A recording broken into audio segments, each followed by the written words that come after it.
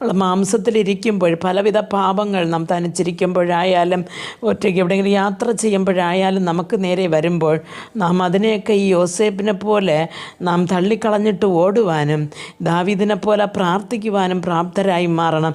പ്രിയ ദൈവമക്കളെ, ഈ ലോകത്ത് നാം ജീവിക്കുമ്പോൾ പൈശാചികൻ പലവിധമായ മോഹങ്ങളെ നമ്മുടെ ജീവിതത്തിൽ കൊണ്ടുവരും. കൊണ്ടുവരുമ്പോൾ അതിൽ നിന്നെല്ലാം നമുക്ക് ഒഴിഞ്ഞു മാറി നിൽക്കേണ്ട ബലം നമുക്ക് തന്നെത്താനെ കിട്ടുമോ എന്ന് കേട്ടാൽ ഇല്ല.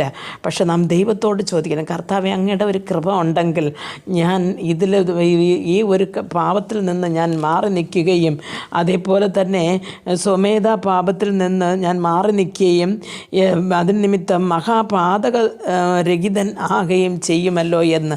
മഹാപാതകം എന്ന് പറയുമ്പോൾ നമ്മുടെ നരക ജീവിതത്തിൽ നിന്ന് നാം രക്ഷപ്പെടുകയാണ് ചെയ്യുന്നത്. പ്രിയ ദൈവ പൈതൽ, അങ്ങനെ ഒരു നല്ലൊരു ജീവിതം ചെയ്യുവാൻ കർത്താവ് നമ്മെ അനുഗ്രഹിക്കട്ടെ.